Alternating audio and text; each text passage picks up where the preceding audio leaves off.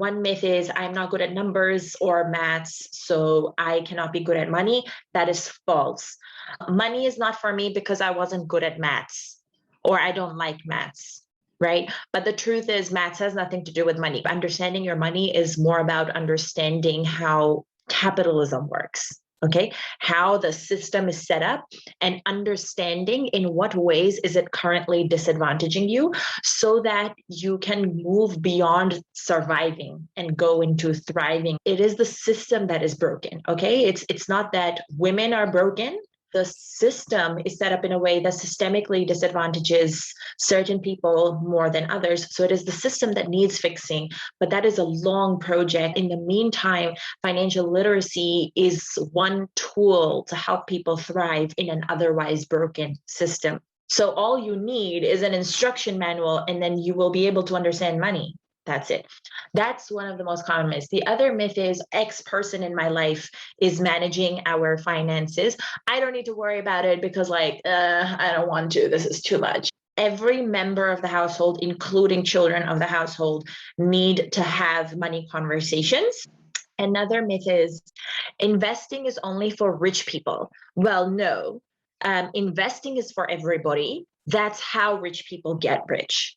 Financial dependence was one of the key barriers for women leaving situations of violence, whether that was their parental home or a home with a partner. Most Australians live about 6 paychecks away from homelessness because they often live paycheck to paycheck. People often equate income to financial security, whereas that's not the case. Income is merely your cash flow, and cash flow means it comes in and it goes out. It's what is happening in the middle. How are you managing it? Where are you putting your money and all of that stuff that creates long-term financial security for you? The notion is that they can never be independent. They have to go from a father's home to a husband's home. I was seeing how much financial illiteracy was playing into that and how much of a barrier that was essentially for women to remove themselves from situations of violence. Now, I was seeing that in the people that I was working with, but I have also experienced that personally. I didn't know how money works in the world. I started educating myself on how I will secure my future financially. And then we started doing some research into, how common is this? What does it result in? What does financial illiteracy of young women look like when they're retiring, when they're 55? And in Australia, women over 55 are the fastest growing segment of the homeless population because they are retiring with less than half the super of their male counterparts, and that's not entirely down to financial literacy. Let me preface that the system is set up in a way that disadvantages women more so than men. But financial literacy can reduce that barrier just by a little bit. I and my co-founder created this financial education program for ourselves and our friends. Really, we wanted financial security for ourselves, and we wanted this for our peers, right? Because again, we don't just want to be financially independent and safe all by ourselves.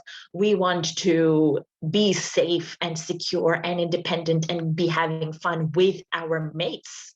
So that is how MoneyGirl was born. Different people in the world have different levels of access, yes, because of the different levels of privileges that they may have or are born with. Men have traditionally had most access to financial institutions, financial education, financial conversations. That gender stereotype actually impacts women's confidence with money.